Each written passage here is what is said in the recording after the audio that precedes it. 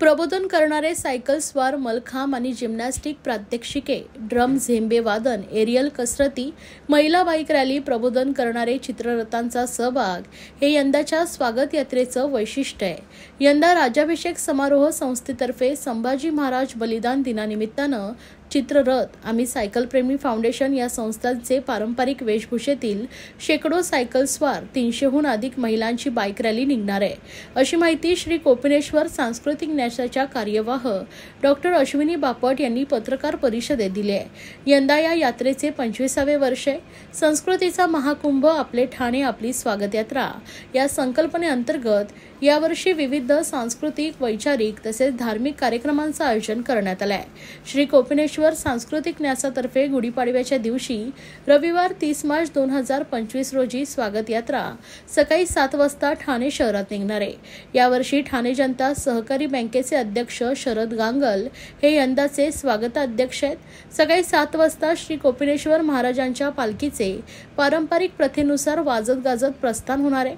ठाण्यातील श्री सिद्धिविनायकाचे दर्शन घेऊन पालखी व इतर पादचारी जांभळी नाका, रंगोबाबूजी गुप्ते चौक या मार्गाने दगडी शाळेकडे निघून चित्ररथ पालखी बरोबर येऊन पालखीचे रूपांतर भव्य स्वागत यात्रेत होणार आहे, अशी माहिती आज पत्रकार परिषदेत देण्यात आली आहे। सहकार्य हे रौप्यमय वर्ष आहे, पण गेले 25 वर्ष महापालिका कायम सातत्याने आपल्याबरोबर असते आणि हा ठाणे नगरीचा मानबिंदू असलेली स्वागत यात्रा आहे। त्यामुळे ठाणे महापालिकेला पण याच्यात अगदी उत्साहाने भाग घेत असते। ठाणे महापालिकेचे बरेचसे खाती जी आहेत त्यांचे चित्ररथ आपल्यावर असतात आणि महापालिका आयुक्त म्हणा किंवा अतिरिक्त आयुक्त महावीर साहेब, रोडे साहेब यांचं कायम सहकार्य आपल्याला मिळत असतं आणि उपमुख्यमंत्री शिंदे साहेब यांची नुकतीच आमची भेट झाली आणि त्यांनी पण स्वागत यात्रेला येण्याचं कबूल केलं। आम्ही त्यांना आग्रह केला की तुम्ही स्वागत यात्रेत नेहमीच येता, पण आपल्या गंगा आरतीसाठी पण आपण उपस्थित राहावं अशी मी त्यांना विनंती केली। पण स्वागत यात्रेत त्यांना निश्चित सहभाग आहे। खासदार श्री नरेश म्हस्के साहेब पण येणार आहेत, आमदार निरंजन डावकरे आहेत, आमदार संजय केळकर पण आहेत। या सगळ्या आपल्या उपक्रमात नेहमीच बरोबर असतात, त्यामुळे मला महापालिका आवर्जून उल्लेख करायचा वाटतो।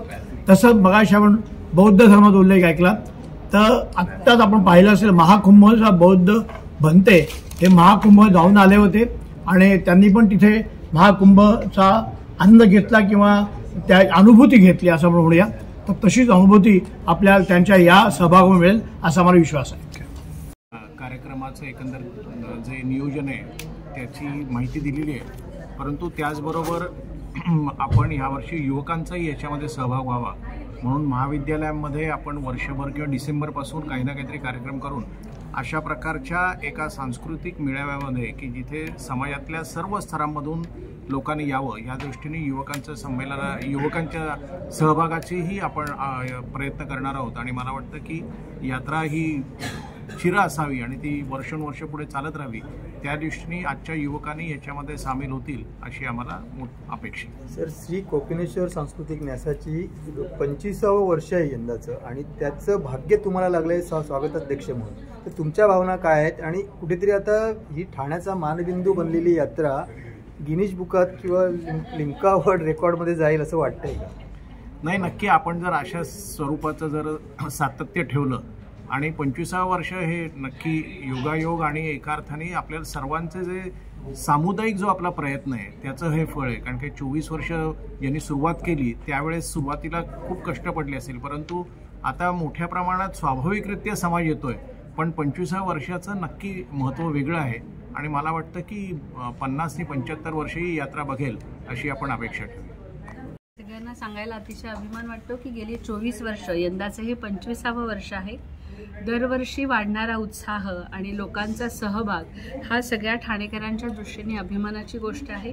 फक्त सांस्कृतिक असं नाही तर प्रबोधनात्मक विचार घेऊन येणाऱ्याही अनेक संस्था आहेत आणि त्यामुळे ह्या सगळ्या संपूर्ण यात्रेमध्ये लोकांना बघण्यासाठी आणि नवीन प्रबोधनात्मक गोष्टी मिळण्यासाठी बरेच चित्ररथ सहभागी होतात आणि त्यामुळे ही वैविध्यपूर्ण अशी आपली नववर्ष स्वागत यात्रा निघते। 25वं वर्ष असल्यामुळे अर्थातच जसा कार्यकर्त्यांमध्ये उत्साह आहे तसाच सहभागी होण्यासाठी विविध संस्थांचाही आम्हाला खूप सहकार्य मिळत आहे। जसं आपण आझादी का अमृत महोत्सव केला होता, त्यावर्षी आपण जेव्हा आवाहन केलं होतं तेव्हा 75 वेगवेगळ्या संस्था या नववर्ष स्वागत यात्रेमध्ये सहभागी झालेल्या होत्या. त्याप्रमाणे यावर्षी नवीन 25 संस्था जोडण्याचा संकल्प आम्ही केलेला आहे आणि हळूहळू त्याची पूर्तता पुढच्या एका आठवड्यामध्ये होईल. आणि त्यामुळे ह्या सगळ्या नवीन उपक्रमांसह यंदाचं विशेष आकर्षण म्हणजे चित्ररथ आहेत, पूर्वसंध्येचे कार्यक्रम आहेत, पण त्याही आधी जवळजवळ 3 महिन्यापासून आपण विविध उपक्रम महाविद्यालयीन युवकांसाठी केलेले होते आणि त्याचाही विद्यार्थ्यांकडून आम्हाला खूप छान रिस्पॉन्स आलेला आहे.